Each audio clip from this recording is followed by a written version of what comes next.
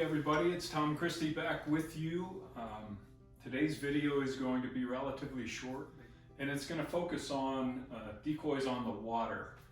I got thinking about it as a decoy carver. One of the greatest pleasures of decoy carving is to take what you've made and actually see it in working conditions, in natural conditions on the water.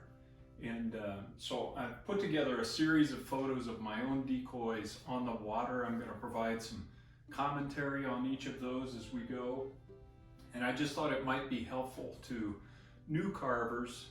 Number one, I want to encourage you that that's a big part of the fun of decoy carving, is being able to throw your decoy out in the water, see how it performs in the waves and the wind, and how it projects from a distance.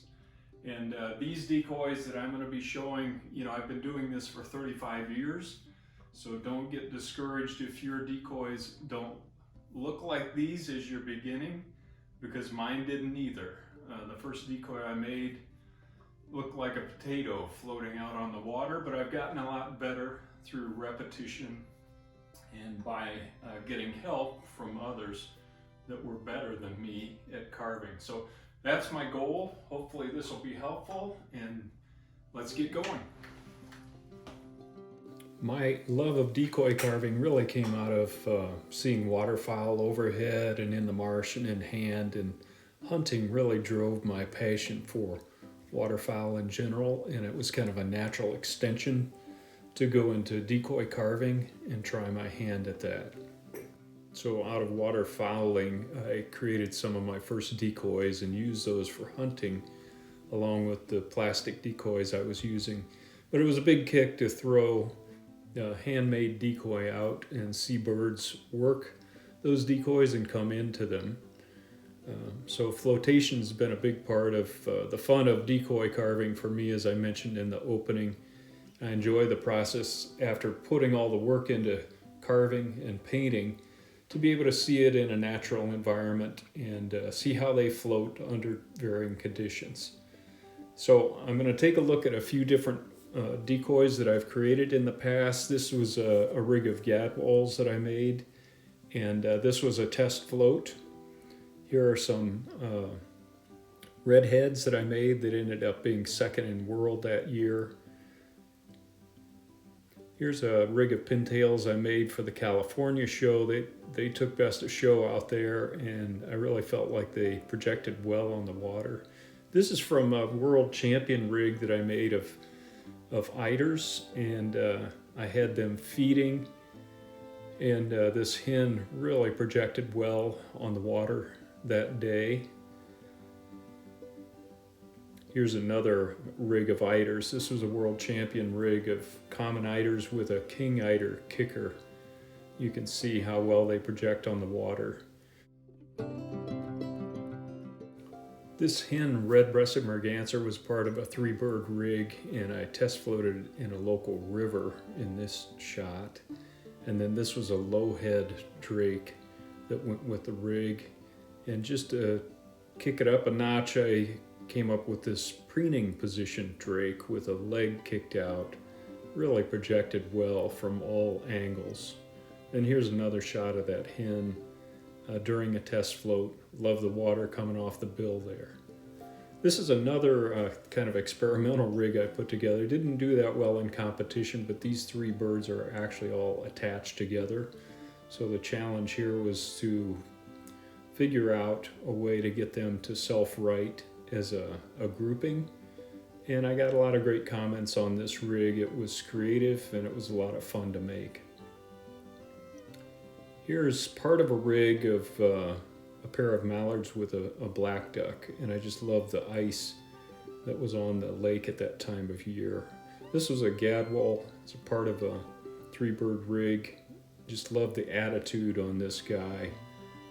And projected really well from a distance. This was a widgeon that I made that actually has been hunted over, and dropped the primaries on that. Nice relaxed attitude.